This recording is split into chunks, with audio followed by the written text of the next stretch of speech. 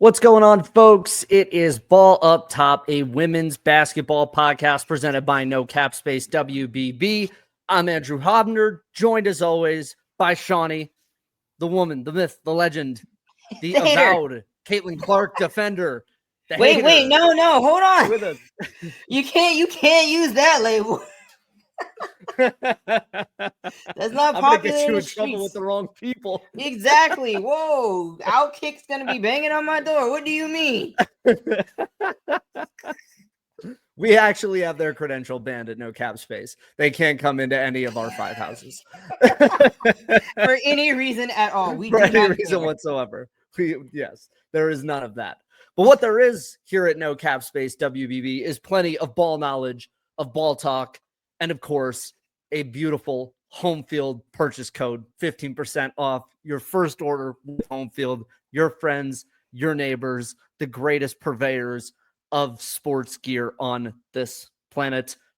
Shawnee, let's talk ball. Caitlyn Clark is back. Caitlyn Clark is back. How do you want me to start this? I mean, we got the immediate reaction on the post game over this weekend, which you can see on our YouTube page. However, I feel like as enough time has passed since this win over the Liberty, some thoughts have permeated a little deeper. And I feel like we are prepared for an all-time Caitlyn back moment here. Do they play the Sky again? Because it's just like Caitlyn comes back and then Angel has a triple-double, and I'm like, oh no, we got to have another battle. We sorry, friends. Run it back, because now I got to see them go triple for triple. Like, let's get it. So yeah, in the time that she's come back and put up that grand performance, some teams have started looking better. Some teams that we had buried in the dirt are trying to turn into roses. And who knows, man, it could get a little spooky. I'm really happy. I think she looks really good. We spoke on it. I don't really want to speak on it a whole bunch more, but I do not care about body language. Please do not talk to me about body language. You can care about body language. I understand why you care about body language. I do not care about body language. And I think by making it a continuous conversation and then pitting people as the victims of her body language, like, it creates problems that probably aren't in the locker room. Like, these are grown women. If they got a problem with her doing something, like, somebody will probably pull her aside and be like, hey, cut that out. And it's like, you go from there. So I don't feel like being body language police is a necessary thing until it gets in the way of things. Like, you stop playing defense to cry about a call, obviously that's a problem. But other than that, like, let's not do. It's easier when you're winning. I don't think it's a critique when you're winning games. Sports is littered with champions that have what could be perceived as bad body language, but we don't care because they win, so it works. Yeah. Like, Michael Jordan punched Steve Kerr in the fucking face. This is bad body language can get significantly worse than what this is. But the difference between body language that wins and body language that loses is, haha, Michael Jordan punched Steve Kerr in the face versus, oh my God, Draymond Green. What have you done? They're two very different things. So, like, I think body language would be a conversation if they were losing with her on the floor. But the thing about Caitlyn Clark, even though people don't want to do the there's no rings yet thing in there, Caitlyn Clark has won every single place she's been. And yes, the body language has had to be worked on in certain respects.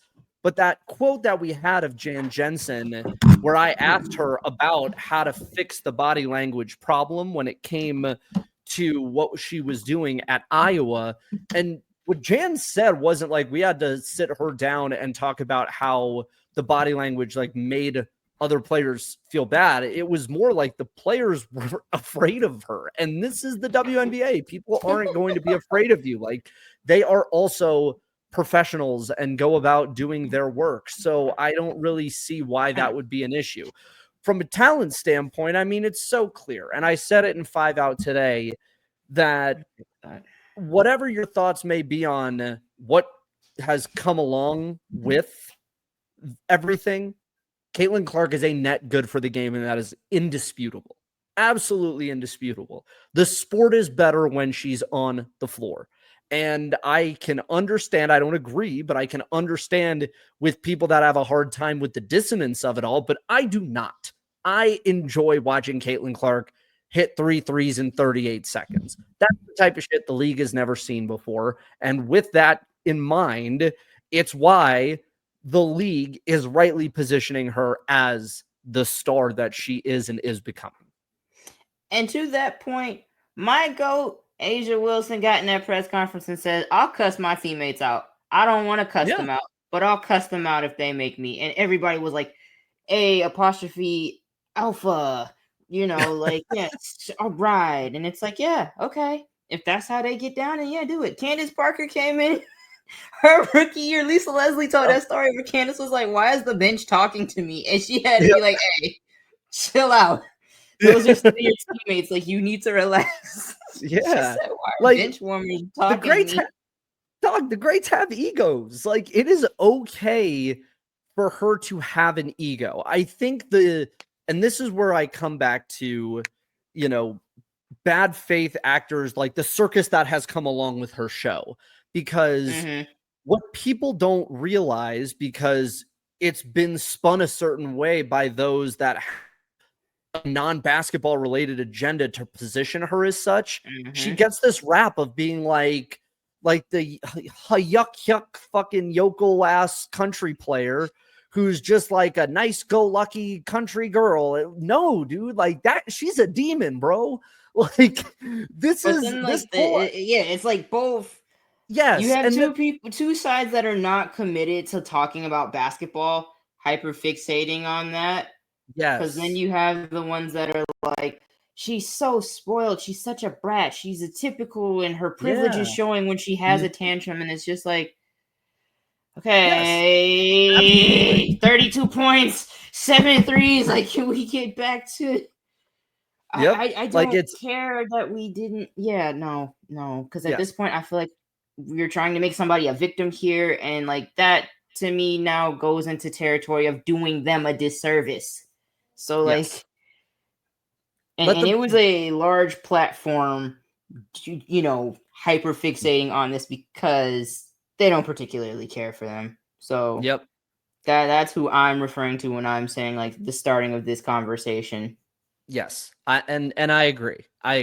On the basketball side, I thought that she played Caitlyn Clark, the turnovers are the turnovers. And to be honest with you, I think that's baked into the calculus now. I don't think I have much of an issue with it at this point. Would I like to see it still get even more under control? Yeah, because if it does, then that's final form her. And final form her is the best player in the world. You know what I mean? But if this is what you have to get there, I am taking that every single day and twice on Sunday, right? Now, with her back in, and granted, New York doesn't have Jonquel Jones in this matchup. And to me, Jonquel, at this moment in this iteration of the New York Liberty, feels like the person that is the most valuable to making that team into a championship caliber roster. With that caveat, how much do you buy in on Indiana as like a deep season contender when she is playing and fully healthy? Because you said like Caitlyn with an off season, forget about Caitlyn off an all-star break or an Olympic break last year, fully healthy, could be a finals contender. I don't know. I feel like it depends on how much they mature as a team, because with her turnover, she only had 6, but one of them was at the very, very end of the game. Like, she just let the shot clock go, so we're not counting that. So she had 5, and I think out of the 5, maybe like 2, maybe 3, I was just like, girl, this isn't working. Like, Aaliyah Boston standing right next to you and has not had even half a second to dive after setting the screen. Why are you trying to throw it? Like, your timing's a little bit off. So that's probably like, getting back in the swing of things. So that'll cut down. So 5 turnovers, 2.5-ish. I felt like we can do better than this.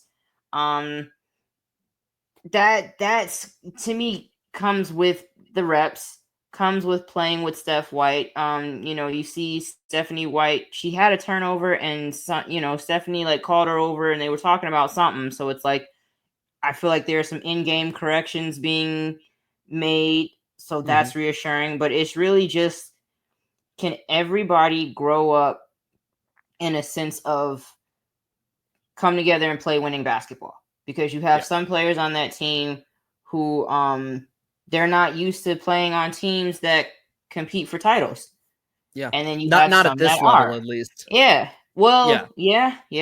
Because like, when I think about Lexi and like even like Lexi's one, Kelsey Mitchell's another, Aaliyah's a third, where it's like, you've won titles in college, and so you know what it takes at a college level, but you haven't seen it at a pro level at all. But then you have this other half of the roster, and like, this is where I feel like Caitlyn's importance is so specific, because she is the bridge between those two things. And I think without her on the floor, it feels like there's a calming presence she has on that aforementioned 3 of Lexi, Aaliyah, and Kelsey Mitchell. Where it's like, okay, like, we can trust her. She's going to get us there. And then there's this group of veterans that have come in that are like, there are some things I can show you too. Yes. And it feels like on the floor, I don't know what it is from like a locker room or a leadership perspective, but it feels like on the floor, she is the thing that connects like the older champion class with the younger group that hasn't experienced WNBA franchise success, and is like the thing that glues them all kind of together, at least on the floor. Yes, because everybody has to trust. We got to trust that she's going to get us if we do our job.